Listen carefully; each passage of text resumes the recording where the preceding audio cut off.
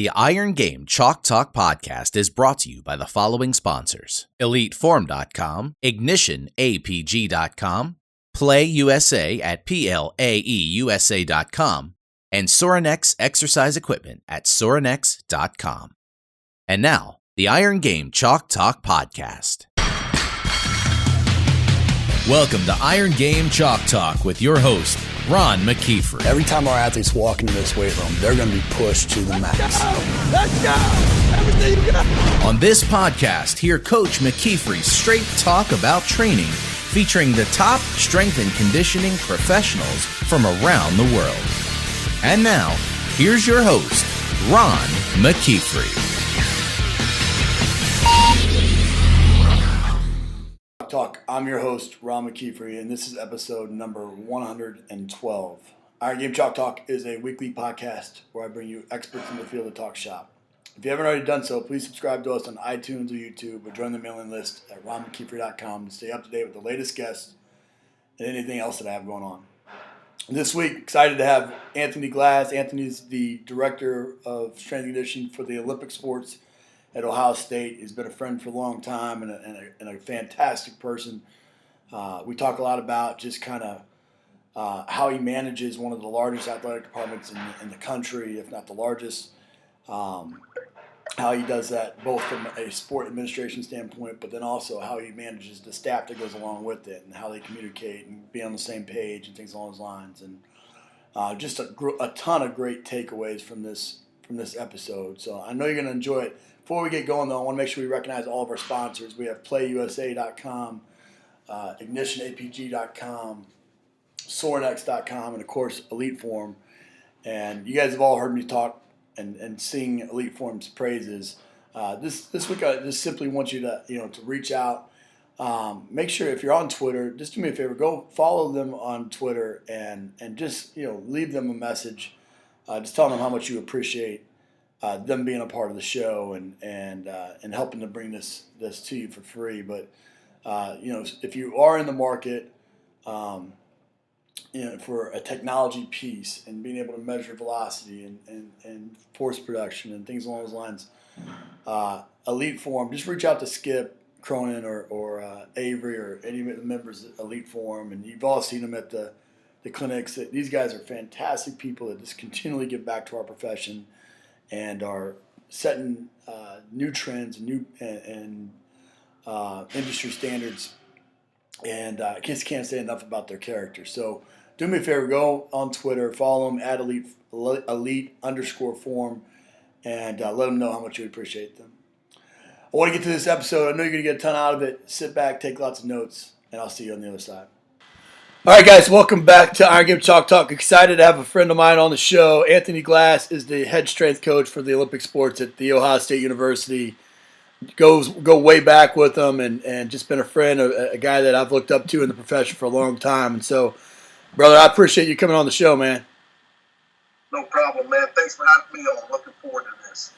Anthony, go back, to when you first decided to kind of get into strength and conditioning and, why you did it, some stops along the way. What kind of makes your story unique? And then, how did you get to Ohio State? Well, the biggest thing with me, when I was an undergrad student at Appalachian State University in North Carolina, I knew at that point this is something I wanted to do, was working with athletes. I was a competitive powerlifter for years. So I knew this was something I really wanted to do. So I pursued exercise physiology. From that, I went on and I was very fortunate. My first job out of undergrad was a full-time position working at Ryan College in North Carolina. I did that for a year before I went on and did a graduate assistantship at Northern Illinois University. I did that for 2 years, ended up staying out there teaching and coaching, and then moved on and just went up the ranks from there. And so, if you had to point to one thing that really kind of, really stood out in the process that young strength coaches can learn from, what would that be?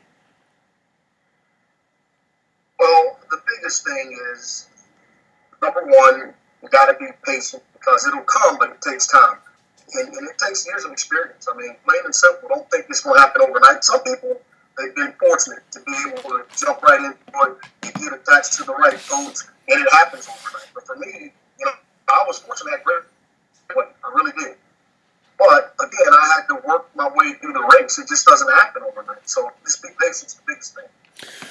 So, one of the things we talk about on the show quite a bit is just, being three things to be success in this profession. One is being that technician and being the young coach that's learning exercises and drills and different types of prescription, things like that. But what really separates the successful strength coaches from, just everybody else, in my opinion, is that when you become a head strength coach, you become a manager. And then you have to be kind of an entrepreneur and you have to be forward thinking. Obviously, at Ohio State, it's one of the, I think it's, if not the largest athletic department in the country, it's one of the largest athletic departments in the country, but 30 plus sports that you manage directly. How are you able to do that? And I know staffing is a big part of it, but how are you personally able to kind of keep your pulse and your thumb on each and every program? Here's the biggest thing. First and foremost, you have good people around you. In the management, with anything you do in life, you got to be able to manage not only what you do, but manage yourself. Okay? But I have great people around me. I've been doing this long enough to know that, hey, when I started, everything didn't start off great. I had to go through and make changes throughout the duration of what we've done. But with this number of sports, we've got the facilities to handle it. We've got multiple facilities. I've got staff that not only I manage, but they got to be able to manage what they do in their environment. Okay, because I can't watch everything that goes on. We have a set system that we utilize, but I allow my coaches the freedom to express the way that they do their coaching, to express the way they write their programming. But the biggest thing for us is that we speak the same language. That's very key, that we speak the same language. And we have staff training, and anyone that comes on board with our staff, from interns all the way to full-time, they're going to go through a series of training. But, is it an easy process? No, this is the largest athletic program in the country, by far. We have over 1,000 student athletes, and it takes great coaches around me to get this thing done. So when you're trying to establish your culture and your philosophy and your programming with 8+ full-time strength coaches and interns and GAs and on down the line, you mentioned staff meetings and some staff training. Are you using technology to kind of communicate? What's that meeting structure look like? Is that once a month, once a week? Now, our meeting structure, so we always start the school year off with what we call our staff in service. That's a full day of training. And basically, my staff's been with it for a while. I don't have any new people on board right now. But we still do that no matter what. And what we'll do is we go through and we look over our staff manuals, make sure that everything's up to date. We talk about here's what our next challenges are going to be with any new coaches from the outside, or any new challenges we think we're going to have for the year. I'll bring in one big thing that I started doing probably 20 years ago was every department, I'll bring in the head athletic trainer to speak to the group for 30 minutes. I'll bring in a sports psychologist to speak to the group. I'll bring in nutrition to speak to the group, academic counseling, promotion. I'll bring in all these different areas to just tell us what they've got going on in the movie. So we're all on the same page. This is what's going on. It's all in the works. And it works out great for us. It works out great by doing that. And then we follow up. We'll do a monthly follow-up meeting. And again, our monthly follow-up meeting, it's not long. It's probably anywhere from, it can range 15 minutes up to a half an hour. But it's a great meeting that we do. We go through, we only just talk about what we need to. Now, we have a lot of services as far as staying on top of the latest technology. We'll do article presentations, things like that. But that's a small piece of what we have to do based off of in such a large environment, and us not being able to see everyone daily. Sure.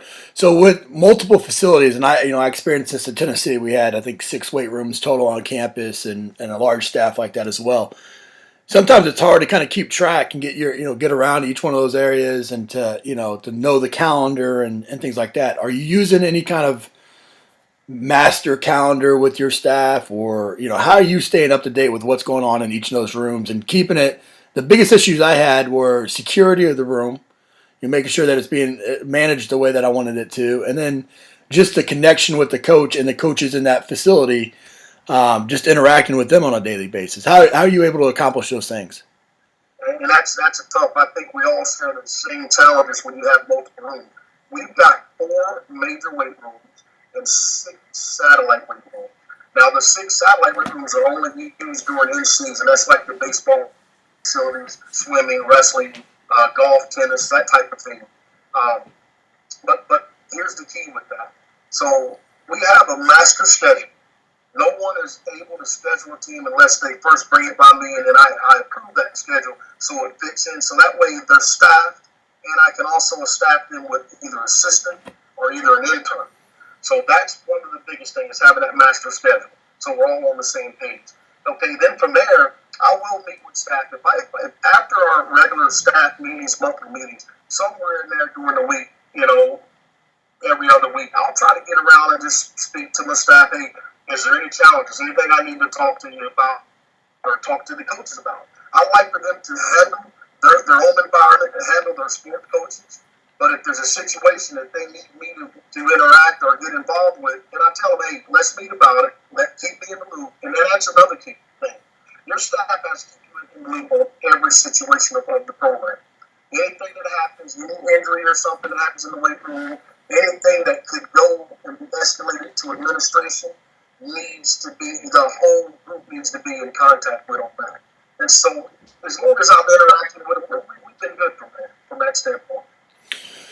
You mentioned relationships and connecting with your coaches, your strength coaches, but now, in those same situations, especially being at a place like Ohio State where you're winning national championships in, water polo or, some of the sports that maybe are non-traditional that you don't really hear about, but still have the same coaches with the same egos and the same, want the best and this, that, and the other. With 8 coaches, obviously you're not able to dedicate one guy, one girl, one strength coach to each and every sport. How are you able to manage them, their egos, in that maybe I got a GA or maybe I got a professional intern instead of I have the best assistant you have. How are you able to manage those expectations? Okay, so here's what we do. Our sport assignments, and everyone's assigned anywhere from 3 to 5 teams. And that's difficult, because that's a lot for one person to have on their plate. But one good thing about this staff is we assist each other with those teams. So, an example, you've got a team scheduled in one weight room, you need someone to go over there. I can send you 1, 2, 3, 4 times if need be, if we're slow in another room. But that happens a lot of time. An example would be like men's lacrosse. So, men's lacrosse program, you're talking anywhere from 45 to 55 teams. Okay, well, just one full time, you can't do it. Okay, you've got to have more eyes on that many bodies. So we'll normally send around 3 full time plus 1 or 2 interns if we're able to do so. Mm-hmm. And so it works out great. I mean, it's been a good system that we have. It didn't start like that because when I got here, we didn't have that many bodies. I mean, realistically, we had 4 full time, and that was really it. And I had to grow that over the years. But as far as the involvement piece, I'll sit back and tell a coach, if you need help, tell me. Don't try to do everything on your own. And that's a big thing. Don't think that you've got to do everything. Let's get someone to help. Absolutely. You've been part of having success in that type of environment is obviously being in this field for quite some time, and you and I have both been in it for a long time, and made our fair share of mistakes along the way. That being one of them is trying to hold on to responsibility. What do you attribute? Because this is a profession where people come and go all the time. And there's attrition and things like that. What do you attribute your tenure to? How you've been able to stay in this field for as long as you've had? Number one, you give all the glory to God. That's number one. Let's start with that.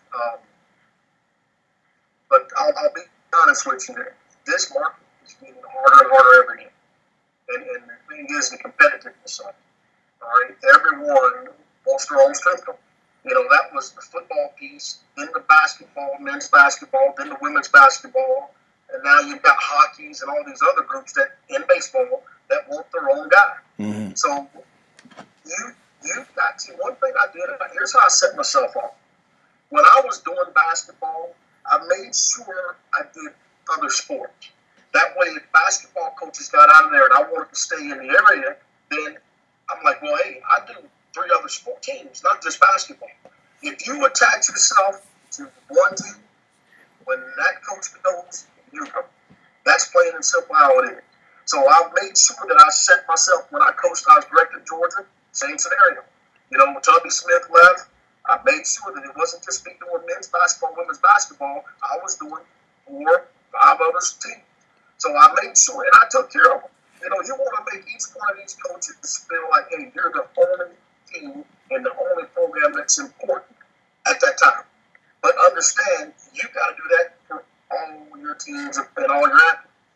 And so I've been very lucky. I work, I get after to have fun with my staff, we work hard. And so therefore, I've got a lot of people around me that appreciate what I do for their program. Well, I think one of the things you mentioned earlier that really stands out is the fact that you're getting outside of your strength and conditioning bubble and you're bringing trainers in and academic people in. And so now you have a lot of advocates across the athletic department when things, are maybe a little dicey, and Absolutely. That makes a big difference for sure. With that, though, you've been able to last in this profession for a long time. You mentioned the competitiveness, of the profession. Where do you see it going? I mean, right now, like when you and I got started, it was football. Maybe, football usually still had 2 or 3 other sports, and then there was, 2 or 3 people on staff that managed. I'm sure way back when in Ohio State there was 3 coaches that managed the entire athletic department. Where do you see the profession going, and how do young coaches and coaches in general? Let's do this. Where do you see it going? What's your recommendation to the coaches like us that have been in it for a while? What's your recommendation to coaches that are just getting into it? I'll be honest with you. I don't like where it's going. Here's what I've noticed in this field. It's not what you know, it's who you know. Number one. And so that's kind of hurt us. Meaning we've got some coaches out there, and I'll never ever put someone down, but I want to say that maybe not as qualified getting jobs that they shouldn't get, and then the older coaches with years of experience losing their job. I find it hard to believe that a GA can take on a position that a 20-year veteran was doing. Right. I find it hard to believe, but what hurts me is that administrators allow that to happen. They want to make sure that their coaches are happy to allow it to happen. The problem is they always run into problems. And so that's one piece of it. As far as where the market's going. You've got the athletic trainers stepping into our area too, which we've got to be careful. I think the NCAA helped us when they said, okay, everyone must be certified. That's fine. They hurt us by saying, okay, you can only have 5 with football. Well, what about CAs and intern? They're hurting us. Well, that legislation, it wasn't well thought out. So now you sit there and you say to yourself, well, I can only have 5. Well, I've got 3 full-time. I'd like to have 3, 4, 5, 6 other interns helping with the program and learning. Because, just as well as I know, the biggest thing is you've got to do the internships. Practical portion of it is key. You've got to learn under someone. And if you don't, you're just out there on an island. And what I always tell people is this.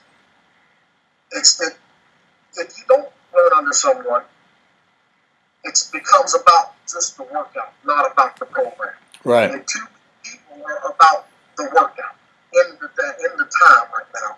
And that's something we got to be careful of. Not just that one day, okay, we do that little CrossFit workout for today. It's not about that. It's about programming and consistently working with kids on a year-round basis. So what I tell young coaches, don't just attack yourself to one coach. Get out there and meet as many coaches as you possibly can. Learn those ideals and then put that together and formulate your own theories based off of other veteran coaches in the market. And it's all right to see new ideas. I love new ideas from people. Do I utilize them all in my program? You've got to be able to filter that stuff. Young people don't have that same filter if they've not worked under someone that's been there for the duration. Right. No, I couldn't agree with you more. And it's the program piece of it is still just a small part of it. I mean, for you and I mean, give us a back of a napkin, we'll write you a program out. That's the easy part. It's the managing. Yeah. It's interacting with athletes and relationship building and getting people to do what they don't want to do and all those types of things. And that's the hard part. And that's what you learn from the on-the-job training that you're mentioning. I think, how would you respond? Because I get a lot of heat about this because obviously I take a lot of interns on and, we put a lot of time in. And to be honest with you, I just shot an episode right before I shot this one with a former intern. It's the head strength coach for the Houston Astros, I take heat because it's like we don't spend, it's an unpaid internship. And so we're one of the few, and it's not true, but people will say we're one of the few professions that you have to invest so much time unpaid for a possibility of a low paid job starting off. How would you counter people that say this is ridiculous that you're doing 2-3 years of internships just to be able to get a GA job?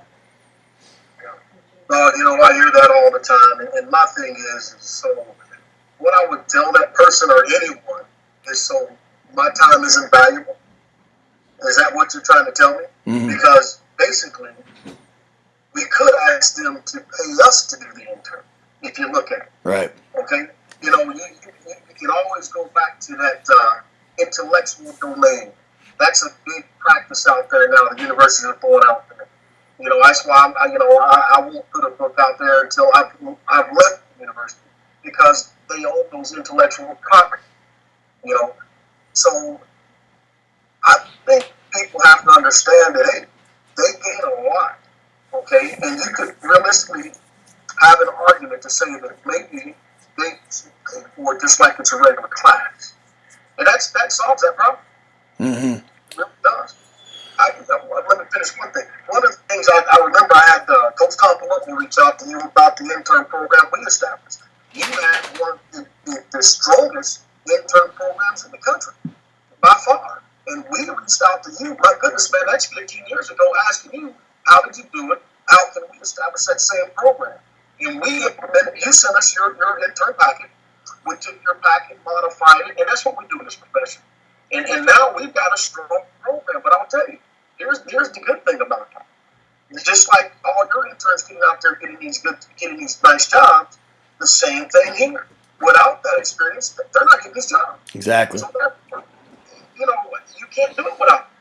No, I couldn't agree with you more, and that's exactly, that's why I mentioned that. It's not a pat on my back by any means on Jake Biden with the Astros or things like that, but that's how I pay those guys back, is that I'm an advocate for them for the rest of their career, not just for the 6 months that I might have them, the 3 months I might have them, or something along those lines. And it's one of those things that separates our profession for sure, is that it's such a art, and you have to, in any of the arts, you have to kind of pay your time. You have to put time in to learn truly how to do it. And so I'm glad you had that response. It's something that I'll probably add to my repertoire as well, because you're right. I mean, we invest a lot of time into those individuals for sure, especially the people that are doing it right, which most strength coaches are, and it is definitely valuable as well. But well, man, we end these shows with a bunch of resources, and so I want to get your feedback on these as well. Give us a quote that you either have up in the weight room or one that you live by. You know what? That's a tough one. Your intern asked me about this one. Philippians 4:13. I can do all things through Him that strengthens me. And that's here's my thing.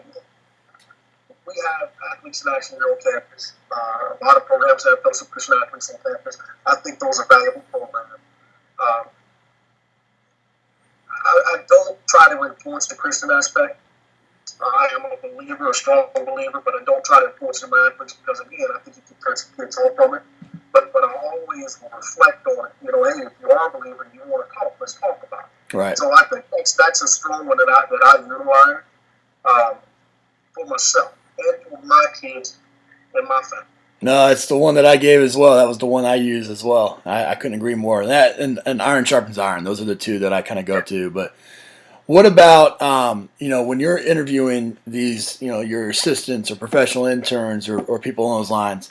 Not your standard cookie cutter question of why do you want this job or something along those lines, but what's a question that you use to kind of separate out candidates? You know what? I have a questionnaire that I do, and probably question number 10 out of 12 questions is I'll be honest, it's how many years do you plan on staying in this position? That's number one. And then the next big question, and this one is a strong one with me. Do you have the goal of becoming a head strength coach? Now, here's the deal. If they say they don't have the goal of becoming a head strength coach someday, I question their intention.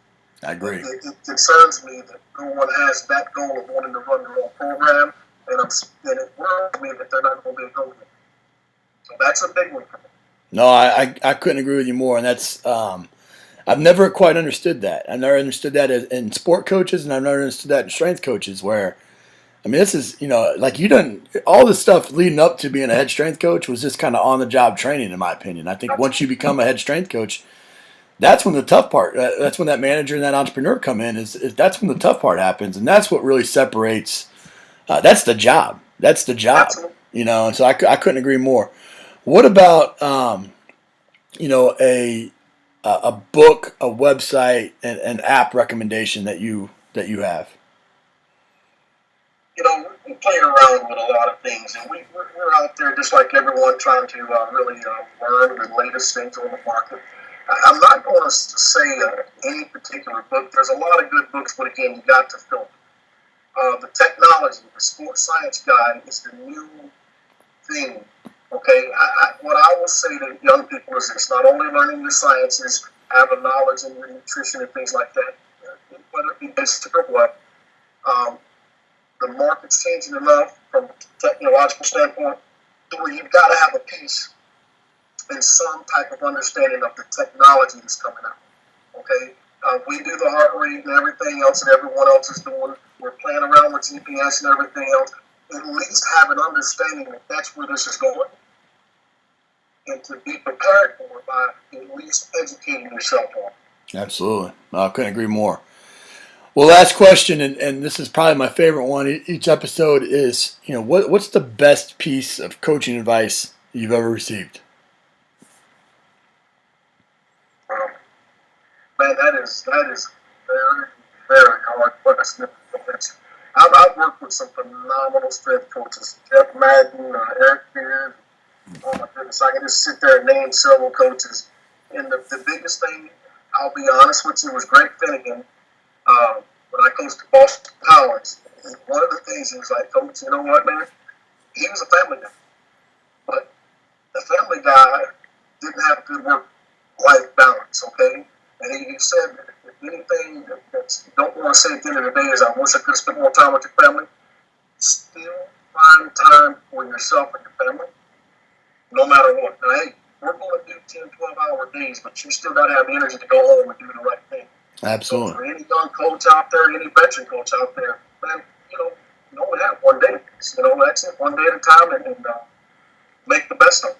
No, I couldn't agree with you more. That's my wife calls me Disneyland Dad. Because that's whenever I'm around. Because we're still living separate right now with me up in Michigan and them down in Tennessee, and it's definitely it kills me, and it's not what we want to do, but it's the right thing to do with my youngest daughter, but.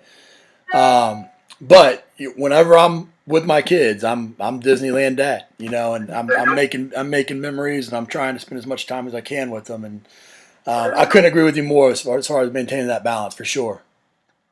Got to. Well, buddy, I know you're a busy man, and I appreciate you taking the time to come on the show, and like I said, I respect the way you do things and how you do your job, and your commitment to not only the profession but to your coaches, and It's just a testament to the type of character you have, man. And I appreciate it, bud. I appreciate the friendship, and thanks a lot. Absolutely. Thank you, man. It's great talking to you again. That's it for this episode of Iron Game Chalk Talk. Thanks to this week's guest as well as our sponsors for bringing this episode to you for free. Make sure to check out ronmckeefery.com where you can join our mailing list, find the show notes, including all the links and resources mentioned, and information about Coach McKeefery's other products. While you are there, please join Coach McKeefery in the comments section thanking our guest for sharing.